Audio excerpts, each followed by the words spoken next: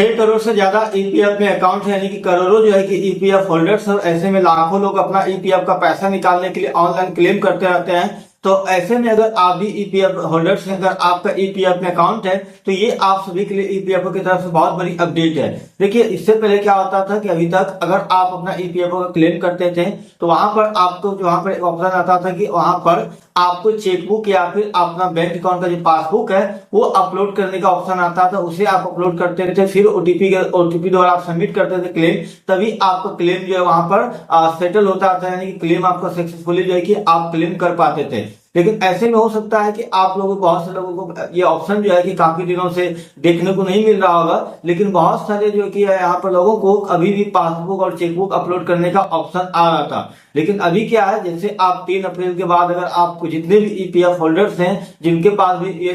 Number है, वो जब भी वहां पर क्लेम करेंगे तो उनको कोई भी चेकबुक या फिर पासबुक जो है कि अपलोड करने का ऑप्शन नहीं आएगा। आप विदाउट जो है कि चेकबुक या फिर पासबुक जो है वो आप वहां पर क्लेम जो कि आप कर पाएंगे। लेकिन आपका जो ईपीएफओ में बैंक अकाउंट से लेटेस्ट केवाईसी होना चाहिए, यानी कि आपका बैंक अकाउंट, आपका जो ईपीएफओ अकाउंट है उसमें आपका बैंक अकाउंट ऐड होगा, बैंक अकाउंट का केवाईसी कंप्लीट होगा, तभी जो है कि आप विदाउट यहाँ पर पासबुक या फिर चेकबुक का आप जो है कि क्लेम आप कर पाएंगे। अब आपको चेकबुक या फिर पासबुक अपलोड करने की जरूरत नहीं है 3 अप्रैल के बाद किसी भी ईपीएफओ मेंबर होल्डर्स को। और ऐसे में अगर आपका जो वहां पर ईपीएफओ है उसमें बैंक अकाउंट जो है कि आप, अगर आपका केवाईसी पेंडिंग है या फिर आपने अभी तक अपने बैंक अकाउंट को ऐड नहीं किया है, वहां पर केवाईसी नहीं करवाया है, तो आप अपने ये नंबर में जाकर के अपने बैंक अकाउंट को केवाईसी करवा लीजिए। और केवाईसी करवाने के बाद आप जो है कि विदाउट चेकबुक या पासबुक के आप क्लेम कर पाएंगे सक्सेसफुली। आपका जो भी बैंक अकाउंट